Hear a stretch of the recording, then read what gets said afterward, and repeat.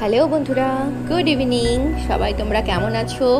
এই দেখো, আজকে সন্ধ্যাবেলাতে আমি টকটক মিষ্টি মিষ্টি আলু কাবলি বানিয়েছি। তো তোমরা দেখতে থাকো ভিডিওটা। এই দেখো, আলুটাকে সিদ্ধ করে নিয়েছি, সাথে আমি ছোলাটাকেও সিদ্ধ করে নিয়েছি। অনেকে কাঁচা ছোলা ভিজিয়েও করে, কিন্তু আমি যেহেতু অনেকে কাঁচা ছোলাটা খেতে চায় না আমার বাড়িতে, সেই জন্য একটু সিদ্ধ করে করেছি। আর আলুগুলো তো টুকরো টুকরো করে কেটেছিলাম, কিন্তু একটু বড় বড় টুকরো ছিল বলে একটু ছোট ছোট টুকরো করে নিচ্ছি। তো তোমরা পুরো ভিডিওটা আমার সাথে দেখতে থাকো। আর সন্ধ্যাবেলায় কি করব বলে ভেবে পাচ্ছিলাম না, বলেই একটু ইচ্ছা হলো আলু কাবলি করতে।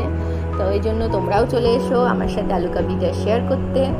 আমার নতুন বন্ধু, পুরনো বন্ধু, তোমাদের সবাইকে বলছি তোমরা সবাই ভালো থেকো, আমাকে অনেক সাপোর্ট করো, কারণ তোমাদের সাপোর্ট ছাড়া তো কিছু হবে না।